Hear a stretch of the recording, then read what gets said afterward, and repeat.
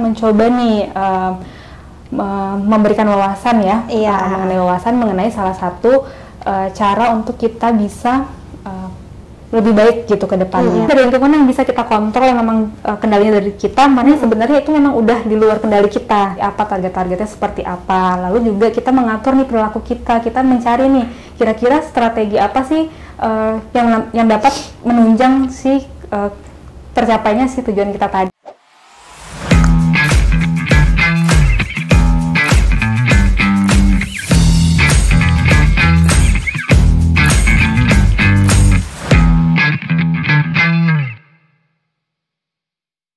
Assalamualaikum warahmatullahi wabarakatuh. Apa kabar para sobat CDD? Hari ini kita jumpa lagi di CDD Talk untuk episode Februari dengan tema resolusi perubahan menjadi lebih baik. Nah, kenapa tema ini kita angkat? Karena kan kita baru aja nih memasuki tahun baru 2023 ya, biarpun udah 2 bulan berjalan ya, mau masuk Maret juga gitu.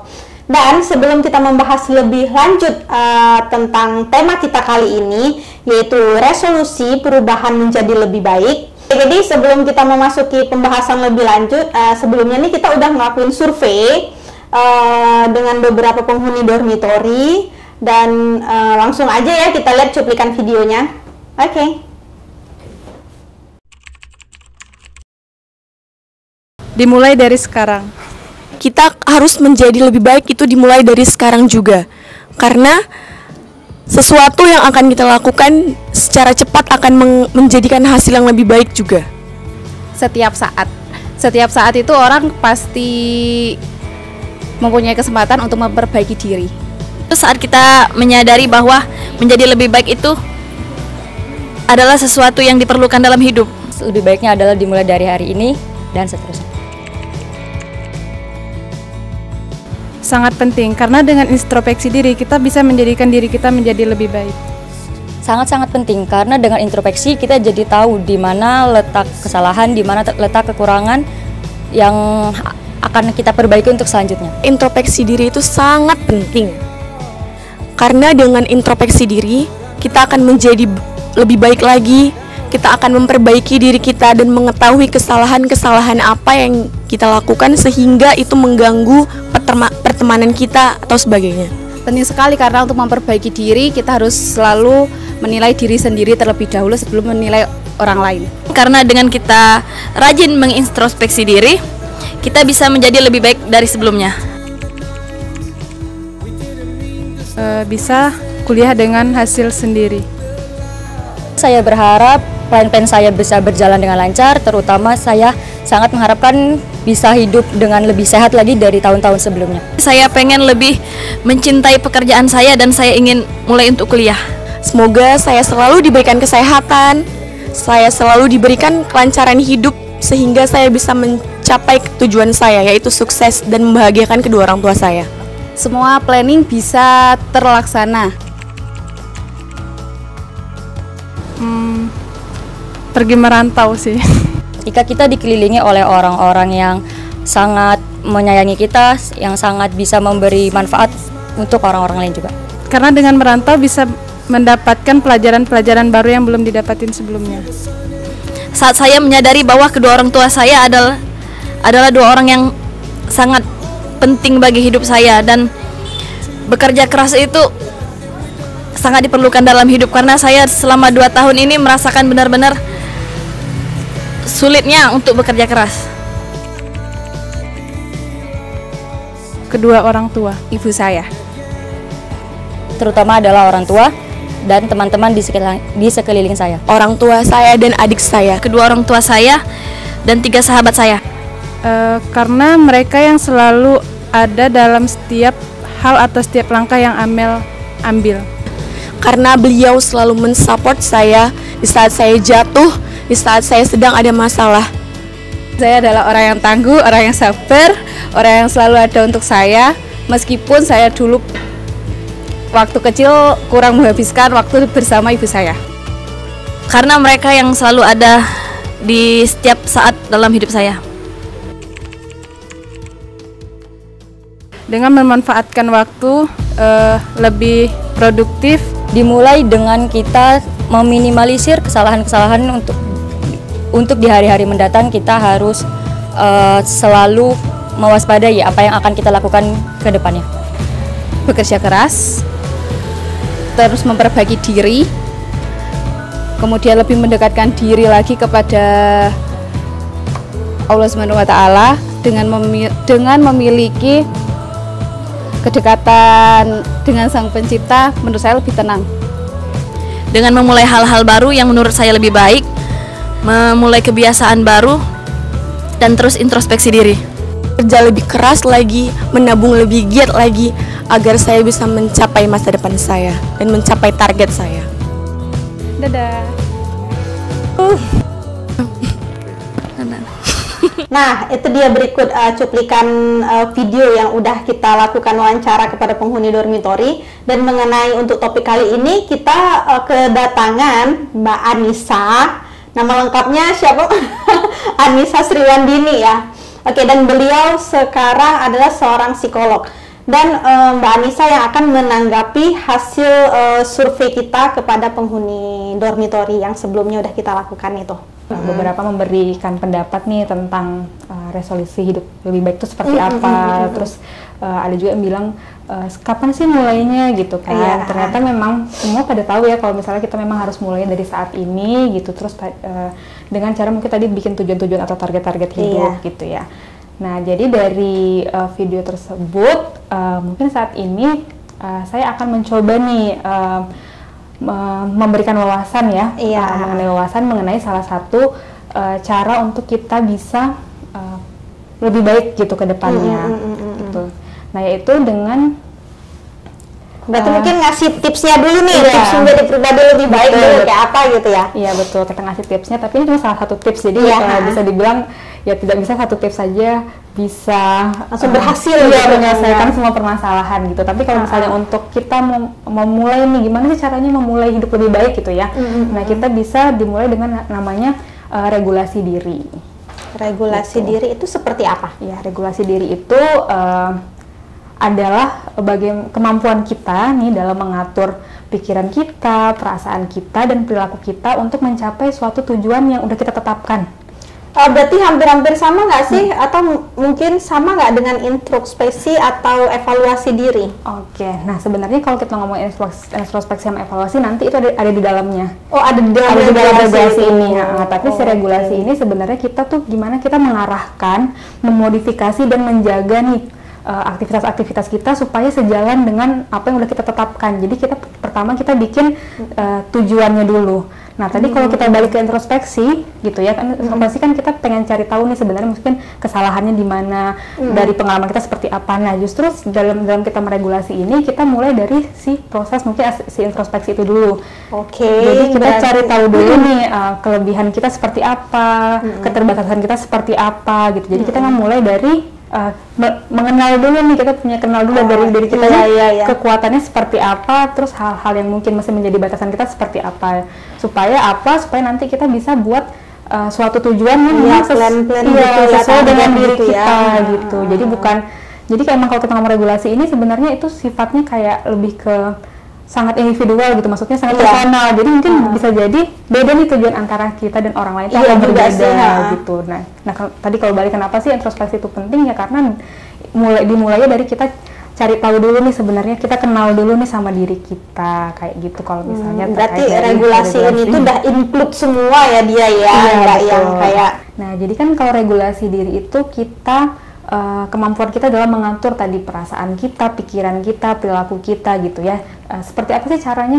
Kalau terkait perasaan, kita kan punya manusia ya, pasti punya dorongan-dorongan nih, kita pinginnya ini, pinginnya itu. Tapi kita lihat lagi nih sebenarnya sejauh mana sih kapasitas kita untuk bisa melakukan itu.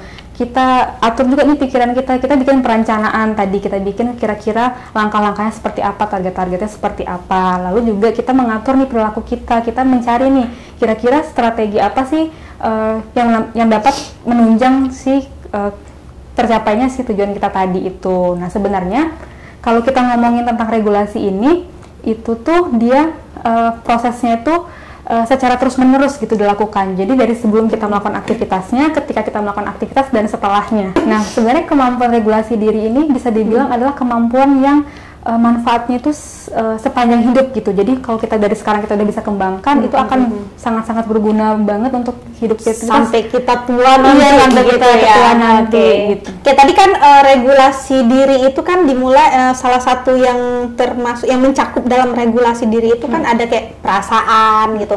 Nah, kalau kita ngomongin perasaan ini kan dia kaitannya ke emosi kan, emosi. Sementara emosi ini kan nggak cuma negatif, nggak cuma positif gitu. Tapi kan terkait ya emosi negatif nih, kayak kadang emosi itu kan mempengaruhi juga semangat kita nih, yang suka bikin naik turun, mood-moodan kayak gitu kan, kemudian gitu. Nah, ada nggak sih tips gimana pada saat emosi negatif itu nyerang diri kita, yang mana bikin semangat kita jadi down nih? Terus ada nggak tipsnya biar kita bisa up lagi nih, gitu? Oke. Nah, jadi memang betul nih, regulasi diri ini kan kita semua kita atur ya, perasaan kita, pikiran kita, dan perilaku kita. Nah, kalau berkaitan sama tadi memang benar, namanya manusia ya, kadang kita ada turun, ada naiknya gitu. Nah, berkaitan sama itu sebenarnya ini masih mencakup nih bagian dari proses kita meregulasi itu seperti apa sih tahapannya. Nah, tahapan pertama itu kita lakukan sebelum kita melakukan aktivitas. Jadi pertama tuh kita bikin dulu target atau tujuannya.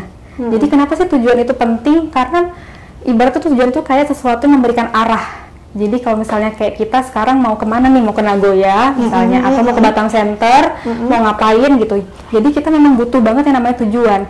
Cuma kadang mungkin orang di sini tuh kadang ada yang miskonsepsinya gitu, tujuan itu harus sesuatu yang besar gitu, padahal enggak. Gitu. Jadi mungkin apakah tujuan itu harus sesuatu yang sangat spesial gitu, yang harus berbeda, yang harus benar-benar sulit gitu ya untuk dicapainya? Sebenarnya tidak selalu seperti itu kok gitu. Yang penting, tapi penting banget kita punya tujuan. Kenapa tadi? Supaya kita tahu nih arahnya kemana. Nah, di sini mungkin jadi sebenarnya tujuan itu sebenarnya harusnya seperti apa sih gitu ya? Iya. Nah, kalau tipsnya atau singkatnya itu sebenarnya tujuan itu setidaknya ada 3 hal aja nih yang perlu ada dalam suatu tujuan. Yang pertama tuh harus spesifik gitu. Spesifik. Jadi kalau tadi kan kalau misalnya kita lihat video, misalnya ada pertanyaan kan, kira-kira nih harapannya apa nih gitu. Harapannya kayak pengen sukses gitu. Nah, itu kan sebenarnya bisa dibilang sukses itu kan luas banget ya, luas banget gitu. General banget betul. Jadi kita justru harus mulai dari yang sangat-sangat spesifik gitu. Kalau bisa misalnya suksesnya dalam bidang apa dulu nih? Iya, betul. Gitu. Misalnya kalau dia pengennya lihat sukses itu dari misalnya berapa banyak nih uang yang dihasilkan. Dia bikin targetnya, oh tahun ini misalnya saya bisa nabung berapa puluh juta misalnya, 10 juta misalnya kayak gitu. Nah, jadi seperti itu. Atau misalnya kalau dia ingin mencapai suatu pencapaian tertentu ya, misalnya saya inginnya di tahun ini ya tidak mungkin saya bisa promosi ke posisi A gitu. Nah, harusnya spesifik itu sebenarnya, itu yang pertama. Berarti kayaknya nggak cuma spesifik deh, Mbak. Iya. Mesti terukur juga. Betul. Nah, sebenarnya alasan kenapa harus spesifik gitu, supaya nanti di fase nanti kita evaluasi itu sesuatu yang bisa kita ukur sebenarnya udah sejauh mana sih pencapaiannya iya. Gitu. Terus yang kedua, selain spesifik sebenarnya harus challenging gitu. Jadi mungkin challenging di sini tapi artinya bukan berarti harus yang tadi harus yang besar, yang tinggi, ekstrim gitu. Tapi gimana sih kita melihatnya tadi, kita ngelihat sejauh saat ini kemampuan kita tuh udah semana sih, target kita sudah semana, kita naikkannya satu tingkat, satu langkah. Lebih ke menantang diri gitu ya. Menantang diri, tapi satu langkah aja. Kenapa sih kita harus naiknya satu langkah aja? Karena kalau kita langsung terlalu jauh ya, biasanya kita jadi kemungkinan kita gagal jadi lebih besar, dan itu yang bikin kita sebenarnya semangat kita turun. Oh, jadi stres juga sih. Iya, jadi stres, jadi frustrasi. Biasanya orang juga merasakan. Jadi kayak kalau misalnya terlalu jauh, dibilangkan ketinggian kan gitu ya. Jadi dia nanti gagal terus gitu kan. Sedangkan kita mulai dari satu langkah dulu aja. Nanti kalau sudah tercapai aja dulu. Yang penting terukur. Oke nih, udah mencapai target. Mau naik lagi nggak apa-apa. Nanti naik satu. Jadi gitu. Terus kenapa sih emang harus challenging? Kenapa nggak yang biasa-biasa aja gitu? Iya juga sih. Nah, biasanya kalau misalnya kita udah tahu nih, misalnya kita bikin target, misalnya udahlah saya nabungnya setahun ini yang penting 1 juta aja, tapi sedangkan itu tuh sesuatu yang udah kita capai selama tahun-tahun sebelumnya udah segitu. Nah, kita tuh bisa lebih dari itu gitu kita ya. jadi nggak semangat gitu sebenarnya, karena ya udah pasti tercapai lah gitu. Jadi nggak ada hasrat kita, nggak ada keinginan kita untuk setidaknya berusaha lebih baik. Tadi kan kita ngomongnya lebih baik daripada sebelumnya. Terus yang ketiga, tipsnya tadi spesifik, challenging. Yang ketiga ini kita bilangnya sebenarnya jangka pendek. Justru kalau kita punya punya tujuan itu nggak apa-apa sih, misalnya tujuannya tadi mau sukses ya, itu yang tujuan paling akhirnya. Tapi kita lihat dulu tuh untuk langkah menuju itu, kalau misalnya memang ada 10 step dulu, kita jabarin nih step pertamanya apa, keduanya apa. Jadi jangka pendek itu misalnya kita tadi mau nabung ya, di akhir tahun tuh kita pengennya 10 juta. Berarti kita bikin dulu nih di bulan pertama ini atau 2 bulan pertama berarti berapa, apakah harus 2 juta dulu misalnya seperti itu. Jadi memang kenapa? Karena balik lagi supaya lebih mudah ngukurnya juga. Iya, lebih mudah. Evaluasinya juga lebih gampang. Evaluasinya lebih mudah. Jadi kan tadi kita bisa melihat nih nanti kalau misalnya pas tiba kita evaluasi, misalnya kita ada 10 langkah nih ya. Langkah yang pendek-pendek, kita bisa lihat oh ternyata permasalahannya tuh di langkah ke-5 menuju langkah ke-6. Iya. Betul. Sedangkan kalau misalnya kita udah yang jangka panjang, kita akan lebih sulit kan. Jadi tadi kita mikirnya kalau ketika nggak berhasil nih, kita langsung mikirnya kayaknya saya gagal nih. Iya, kayak gagal nih. Tapi gitu. kalau kita punya step by step, kita nih tahu oh ternyata terhentinya di langkah ke-5 kok. Jadi saya nggak mulai dari nol lagi. Saya mulai dari langkah ke-5 aja. Nah sebenarnya kalau secara umum seperti itu sih kita regulasi itu proses seperti apa itu kalau misalnya sebelumnya ya. Jadi kita bikin target dulu, bikin dulu tujuannya, lalu setelah kita sudah punya nih tadi udah punya tujuannya, terus kita cari tahu nih strategi untuk mencapainya itu apa gitu. Bisa jadi strategi kita sama teman kita beda karena tujuan kita tadi juga beda gitu ya. Dari strategi itu sudah kita susun, kita cari tadi step-stepnya, langkah-langkahnya seperti apa, ya udah di tahap selanjutnya kita melakukannya gitu. Jadi jangan cuma bikin target, itu simpen, bikin planning terus ya disimpan cuma dipajang di kamar terus tidak dilakukan gitu. Jadi sebenarnya tahap yang kedua ini adalah kita melakukan itu. Nah ketika kita melakukan pun kita sebenarnya bisa nih monitor progresnya sejauh mana sih. Kemajuannya sejauh mana, apakah ada strategi yang mungkin harus kita perbaiki, harus kita sesuaikan lagi gitu, atau mungkin ternyata kita butuh sumber daya lain nih, kita butuh bantuan orang lain ternyata untuk mencapai si target kita itu. Nah di proses ini tuh kita jadi tahu karena kita udah melakukannya. Beda kalau misalnya tadi cuma disimpan dipajang di kamar, kita nggak melakukannya, regulasinya kagak lengkap, nggak komplit, bikin tugas tapi nggak dicobain, minimal coba aja minimal. Jadi kalau misalnya gagal pun kita justru jadi bahan kita seenggaknya nggak gagal banget gitu kan. Iya betul. Iya pasti kalau kita coba ini misalnya dari segala macam cara mungkin 3-nya gagal tapi mungkin ada 2 yang berhasil gitu. Dan di gagal ini mungkin kita bisa coba strategi lain. Betul. Jadi bisa evaluasi gitu kan.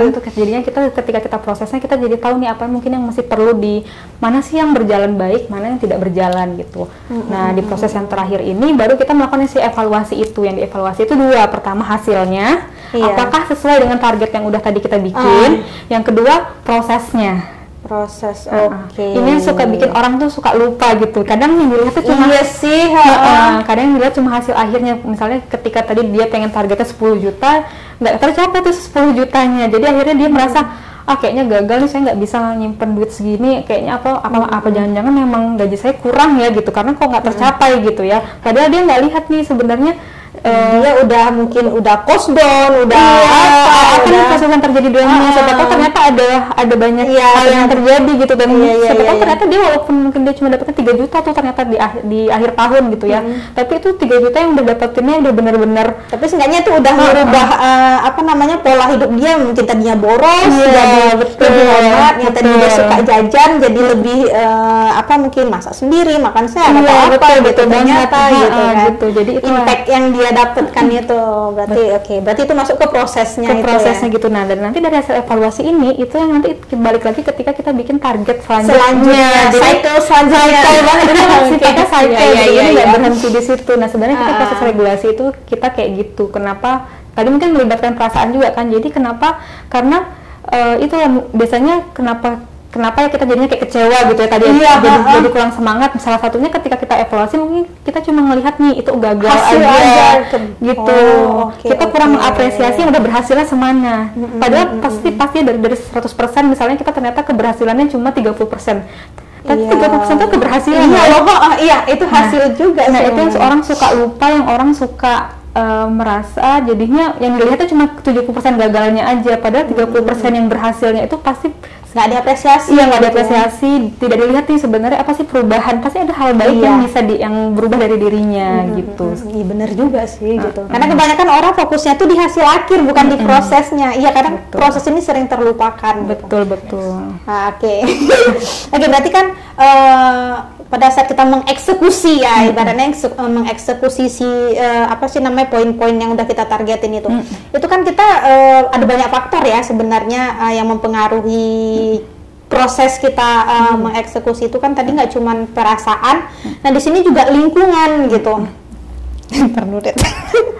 Lupa. Oke. Tadi kan nggak cuma perasaan tapi juga lingkungan gitu ya. Nah, pertanyaannya, seberapa besar sih lingkungan ini berpengaruh dalam kesuksesan kita mengeksekusi proses itu tadi? Oke. Nah, walaupun kita ngomongnya regulasi diri tadi, ngomongnya tentang diri personal banget, iya, tapi kan nggak cuma internal, sebenarnya eksternal juga mempengaruhi. Betul, gitu kan? Namanya manusia pasti nih, lingkungan itu sangat-sangat berpengaruh gitu ya. Nah, tetapi kalau kita udah punya nih, kita kan regulasi itu kita punya pengaturan diri kita bisa mengontrol diri kita tuh bisa milih nih sebenarnya mana yang bisa kita, dari lingkungan yang bisa kita kontrol yang memang kendalinya dari kita, mana yang sebenarnya itu memang udah di luar kendali kita. Justru seperti itu. Jadi kalau misalnya kita lihat nih teman kita, oh dia punya tujuan, targetnya bagus gitu, kita lihat itu, kita jadikan referensi boleh gitu, kita jadikan referensi, kita lihat oh kalau diri saya kira-kira sesuai nggak ya gitu, sesuai nggak ya dengan diri saya gitu.